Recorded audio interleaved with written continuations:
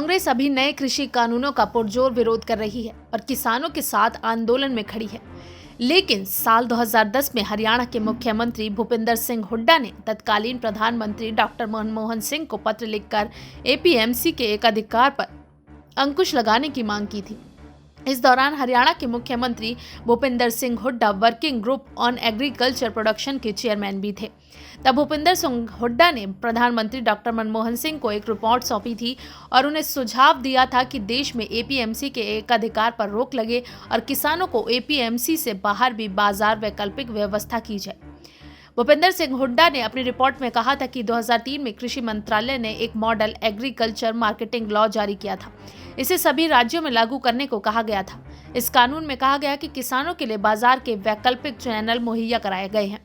इसके अलावा इसकी मुख्य विशेषता यह है कि प्राइवेट मार्केट की स्थापना की जाए और उपभोक्ता किसान बाजार बनाए जाए। किसानों को कॉन्ट्रैक्ट फार्मिंग की सुविधा दी जाए और उन्हें डायरेक्टर मार्केटिंग का अधिकार दिया जाए।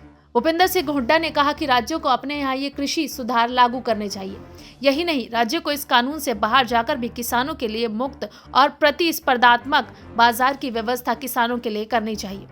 इस रिपोर्ट में भूपिंदर सिंह हुड्डा ने स्पष्ट रूप से मांग की थी कि कृषि उपज को हर तरह के प्रतिबंधों जैसे कि movement, trading, stocking, finance, export से मुक्त किया जाना चाहिए। उन्होंने अपनी रिपोर्ट में कहा था कि बाजार में ना तो एपीएमसी का एक अधिकार होना चाहिए, ना ही कॉरपोरेट घरानों का। उन्होंने कहा था कि किसानों के बाजार के कॉन्सेप्ट को बढ़ावा दिया जाना चाहिए, जहां किसान मुक्त रूप से अपना उत्पाद उपभोक्ताओं को बेच सके। Bureau report, SPN9 news.